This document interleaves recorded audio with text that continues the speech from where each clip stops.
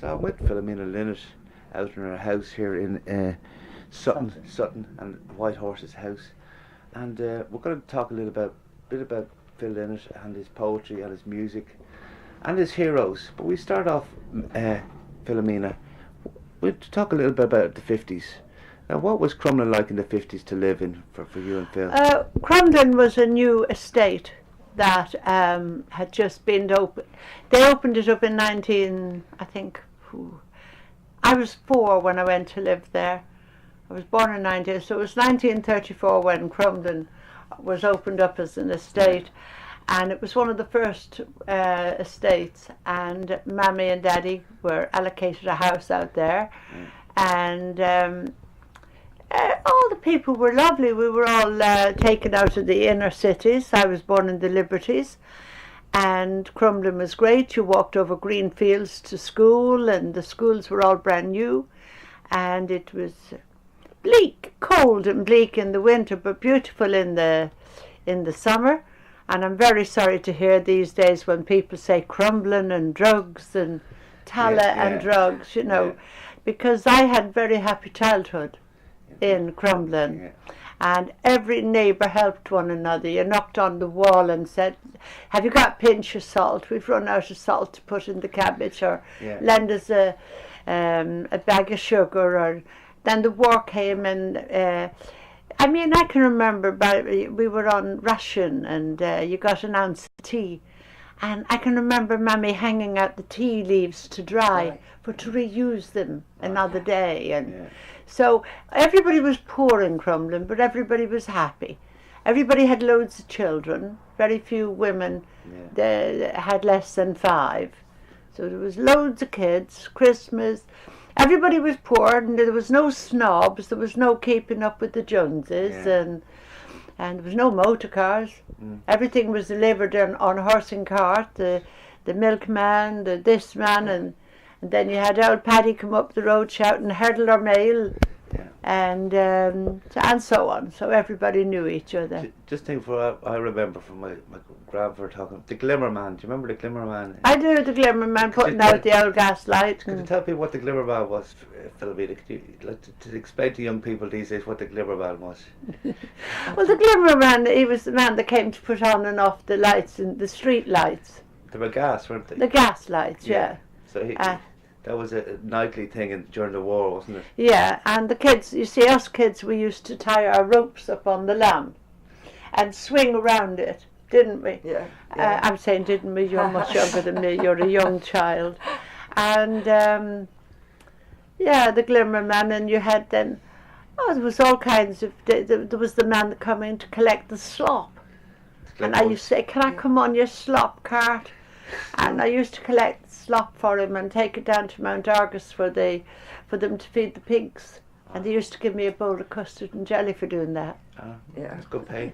And did you ever get down to the Star Cinema at all? Was that there? Many times, the Star Cinema and the Sun Drive, and it was 2pence to go in those days, 2 pence, and we used to, and it was.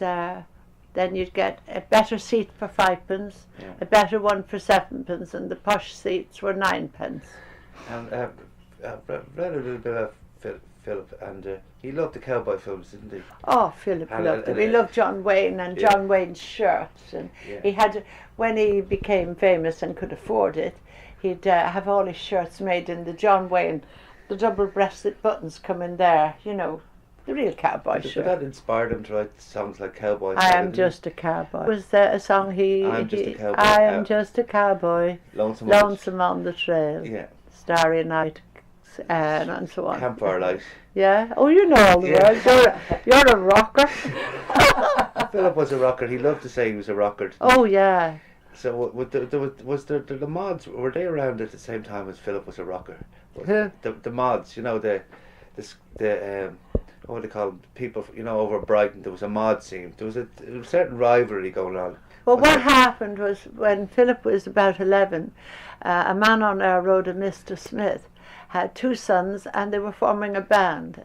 And he put all black polo necks on the 4 of them. His 2 sons, Philip and another lad, and he called them the Black Eagles. And he had Philip singing. Right. Philip didn't play guitar or anything. And they became the Black Eagles. And then after that he went into different bands. There was even he was in a band called The Orphanage, and then he went into a band called Skid Row, which brought the first glimmer of fame. Yeah. And then after that he went on to get... Gary Moore would have been that Brush Shields. Brush Shields was in the Skid Row, yes. Yeah. And that was like their first... Well, what was your first inkling that Philip was talented in music? Well, I used to come home quite regular to visit in Ireland, in Dublin, 4 times a year. Yeah. And I'd come home, and one night my mother said, Philip's going to be playing down in a little hut in Mount Argus. Yeah. Little wooden hut down at near where the old grave belonging to Father Charles was. Right. And Philip said, Ma, you're not to come down watching me, you'll annoy me, you'll put me off, you know. Anyway, I crept down there that night, and Philip went on stage, and I hid behind the priest. The priest was in a big long brown frock. What did you call them in those days? They were the habits. Satana or whatever.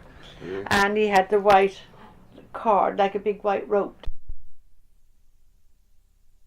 And him, I said, hide me, that's my son up there singing. Yeah. And that was it. I said, wow, he's all That's right, great, like good. for a 13-year-old. Yeah.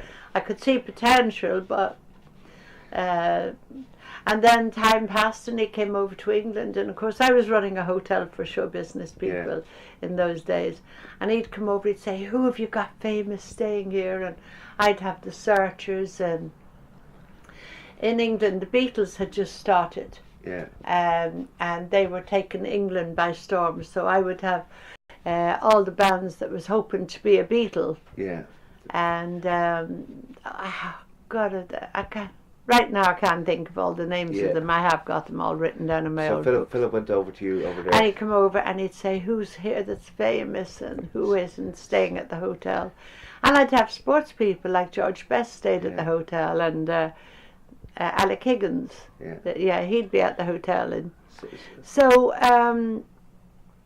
he learned a lot from the hotel. Yeah, because there were all these people to mix around with. Yeah, mix around. He learned a lot of confidence and watched them all, how they went about things. And then he learned not to be shy. Yeah. Like to be forward. If you want something, go and get it. And if you have a dream, go for it. And that sort of thing. Yeah. So, and it was after that he got the idea he'd like to play guitar. So he started, and he got going. So, Philomena, who were Philip's heroes? Like? Oh well, I'd say Elvis Presley. He absolutely, when he died, he was floored like all of us. They had the King's Call as the... then he made a record in memory of him. The night the King went down. Yeah. I went to the liquor store and I bought a bottle of wine and a bottle of gin, you know. I drank with a close friend. Yeah. And then came back and had another bottle of wine and of gin. Yeah. You know it all. You're a... And so he liked him. He thought Rory Gallagher, he rated Rory Gallagher very high. Yeah. Oh, extremely high, and I don't blame him, he was great. Yeah. And I had lots of heroes. Jimi Hendrix as well. Oh, Jimmy, yes, of course, yes. Because he was an icon of the 60s. That's right. And exactly. There was talk before Philip died that he might be chosen to play the part of Hendrix in a movie. Yeah. Which, that could have come to pass. I think Prince was actually asked to play Hendrix in a movie recently. There might be a film about Jimi Hendrix with Prince, Prince. Really? Yes, I do. So that's another story, but Philip loved, like, his influences were, there's his musical influences, but he also had great friends like Jim Fitzpatrick, and he was big into the folklore. Could you tell us a little about his Well, he loved all the folklore. Yeah. Most of his songs, Emerald, Down from the Glens came the Fighting Men, and he loved the stories of Cuchulainn, and he loved all the Celtic stuff, and he chose Jim Fitzpatrick, an unknown artist in his day, to do the covers of his albums. Yeah. And that's Jim now to this day holds his hands up and tells everybody that Phil Lynott made him what he is today, because the albums took off so well. But there were lovely designs where May brilliant. May has lovely designs that Jim Fitzpatrick has made. He's become, but I think the most famous one was the Che Guevara poster. You know that, Philomena? The which one? Che Guevara. Oh, wasn't that absolutely fabulous? I love it. Yeah. Yeah, I think that's how. That brought him fame. That brought him fame. Yes. And fortune, and everything, you know. Yes. But, we like the stories of the two-a-day Dublin and all that. That was the Cú Chulainn. Oh, the heroes. They were heroes. They were heroes to Philip. So, a young boy reading them at school. Yeah. God, you know. So Philip loved his heroes as well as the cowboy heroes. He had his Irish heroes as well. Oh, yeah. And he has his American heroes like Jimi Hendrix. Yes. So he was on a bit of a crusade, wasn't he, to maybe become legendary himself. Would you say that? Well, he wasn't to know that. He wasn't to know that. No, because I don't think he ever realised how much his talent was appreciated and how much he was loved, and you know. I actually saw him at the Rolling Stones concert in 1983. He drove by a limousine. Yeah. And he waved a bottle of wine at us. And to this day, I think that was a rock star thing to do, and I think that was great. Yeah. He went over the limousine, and we went over the bus. Yeah. But he deserved to go over the limousine because he was up there. He was my hero. Oh. He had his heroes, and we all have our heroes. Well, could you tell us? Like, I have this written down here, Philomena. Would you describe your son as he was a rocker? Yeah. And he was also sensitive and romantic. Yeah. And he loved his folklore. Could you tell us a little about the character of Philip Lynott? Like, we all know his character, but from your point of view. He was a very gentle soul. Yeah. And I'll give you a few little things. I was on a party in Hollywood with him. It was, he took me on tour, 2 American tours. And after each concert, there would be big parties. So he took me on the tour with Queen, Freddie Mercury. Yeah. And afterwards we went to these big parties down in Hollywood. And I saw all these women and the glamour. I'd never seen glamour like it. And I went, oh, Philip, look at all those women. He said, you see her over there? I said, yeah. He said, that's Earl Flynn's daughter. Right. I went, wow. He said, Ma, they're all plastic. He said, look at the paints. You could scrape it off. He said, and if you kissed one of them, you'd get stuck. You see, it was the way he said it. And I went, oh, God. I was all in awe of the glamour. I was only young myself then at the time. I was only in my 40s. And I'll tell you what he said to me that day. Listen to me, he said. If you want to go to the ladies' room, he said, when you come back, do not go back to that glass. He said, go and get another drink fresh from the bar. In other words, he was warning me somebody could stick something in it. And Mickey Finn, they called it in those days. The Irish always called him Mickey Finn. And Mickey Finn could have been stuck in my glass, and I always remember him telling me that. And I obeyed him. I still obey him. Wherever I go, I will not leave I'll drink my drink up first, then go to the toilet, then come back and get a fresh drink. Yeah. I will, you know, like they're warning children today about all these rape tablets and stuff like that. Yeah. Other than that, he also told me that when he was at a party, after he became famous, he'd be at a party and all the posers would get him and sort of hold on to him in a corner him and, you know, yak their heads off to him. He said, and he'd look over their shoulders and he would say, he'd look over their shoulders and he'd say to himself, look at all the shy ones over there. They're looking at me. They want to come and talk to me, but they don't know how to do it. So he used to say to himself, sod this. He'd go over to them. He'd say, excuse me, to the posers. I'm off to the John, meaning the toilet. Off you go, and then on the way back you walk up to the shy ones and go, how's it going? And he'd stand talking to them, and that would make them feel so good that he'd walked up to them. They hadn't cornered him. That's what he believed in. So one of Philip's great quotes that I've picked up is, what do you think of this one, Philomena? When I'm in England, I tell them I'm from Ireland. When I'm Ireland, I tell them I'm from Dublin. When I'm Dublin, I tell them I'm from Crumlin. When I'm Crumlin, I tell them I'm from Leighlin Lane. Is that right? Leighlin Road. Leighlin Road. Yes, Road. yes, that's right. And on Leighlin Road, I tell them I'm a Lynott. Very good. You've got a good memory. So we'll finish up in a minute, Philomena. But just what is we won't say legacy, but legacy is a big word. But there's a great interest all around the world in Philip's music and non-stop. Non-stop. Yeah. I get letters from all over the world still every day of my life. Yeah. And I'm getting letters from young people, 15, 14, 13, and they're saying, I'm listening to my dad's records, and they've cottoned on. And the amount of children that are called Philip Harris, I am godmother to 2, one in Los Angeles and one in England.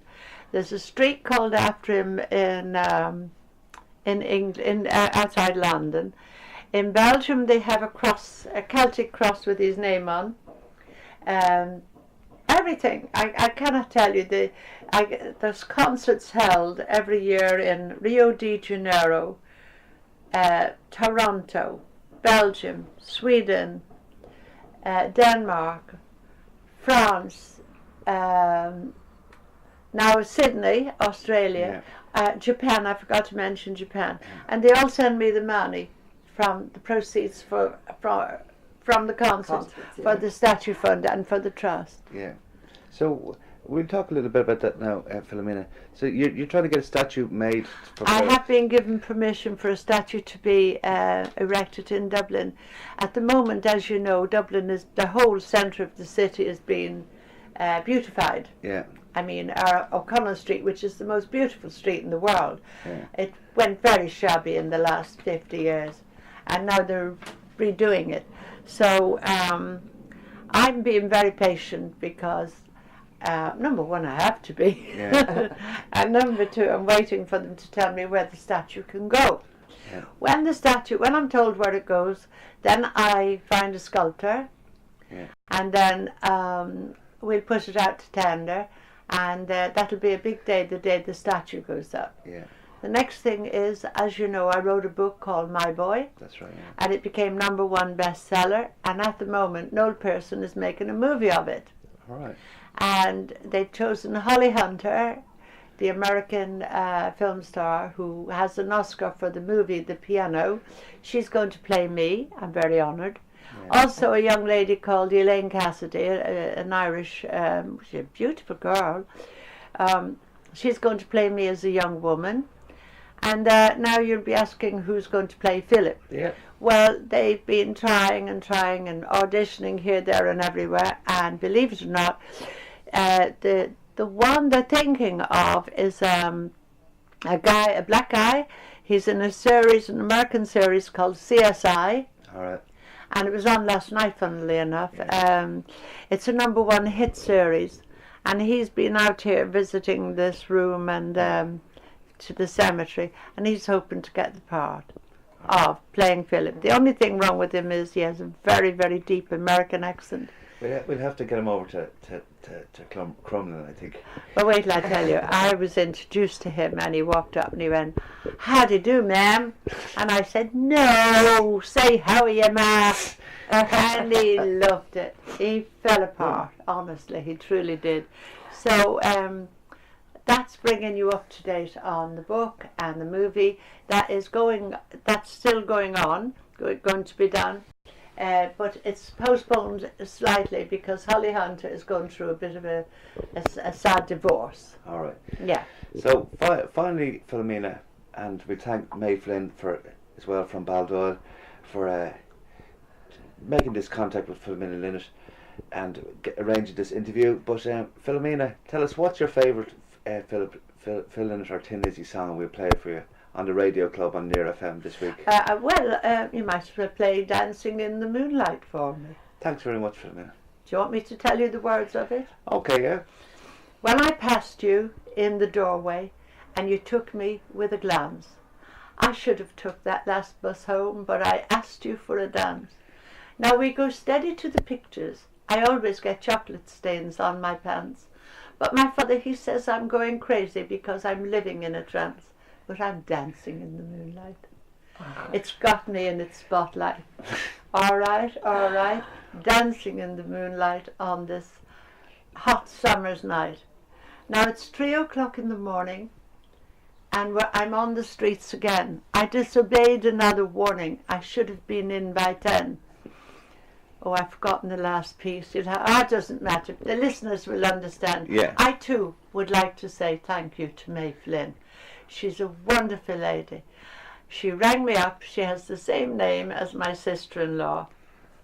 My sister-in-law was May Flynn also, and she married my brother Timothy. May Flynn is a very dear friend. Her and her daughter invited me to a school concert, and her daughter made some beautiful things for me. And I love her. She's a very nice lady, and I'm very grateful to her for introducing me to you. And